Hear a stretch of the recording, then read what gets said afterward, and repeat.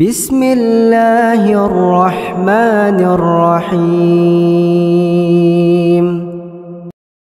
سأل سائل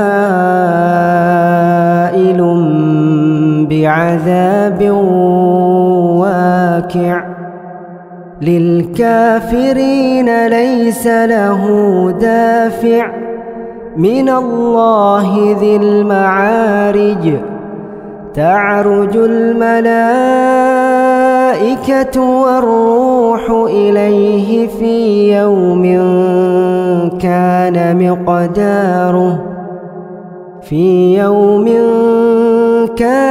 مقداره 50,000 سنة. فاصبر صبرا جميلا إنهم يرونه بعيدا ونراه قريبا. يوم تكون السماء كالمهل وتكون الجبال كالعهن ولا يسأل حميم حميما. يبصرونهم يود المجرم لو يفتدي من عذاب يومئذ ببنيه وصاحبته وأخيه وفصيلته التي تؤويه ومن في الأرض جميعا ثم ينجيه. كلا إنها لظى نزاعة للشوى تدعو من أدبر وتولى وجمع فأوعى. إن الإنسان خلق هلوعا إذا مسه الشر جزوعا وإذا مسه الخير منوعا إلا المصلين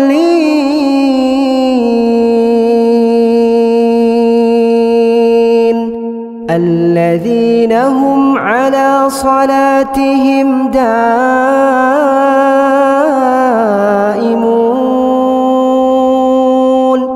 والذين في أموالهم حق معلوم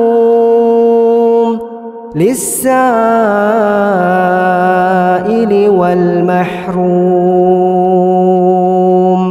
والذين يصدقون بيوم الدين والذين هم من عذاب ربهم مشفقون. إن عذاب ربهم غير مأمون. والذين هم لفروجهم حافظون إلا على أزواجهم أو ما ملكت أيمانهم فإنهم غير ملومين. فمن ابتغى وراء ذلك فأولئك هم العادون. والذين هم لأماناتهم وعهدهم راعون والذين هم بشهاداتهم قائمون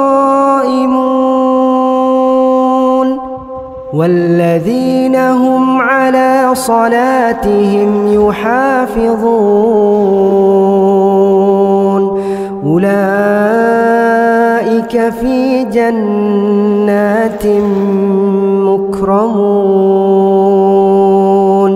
فما للذين كفروا قبلك مهطعين عن اليمين وعن الشمال عزين. أيطمع كل امرئ منهم أن يدخل جنة نعيم كلا إنا خلقناهم مما يعلمون فلا أقسم برب المشارق والمغارب إنا لقادرون على أن نبدل خيرا منهم وما نحن بمسبوقين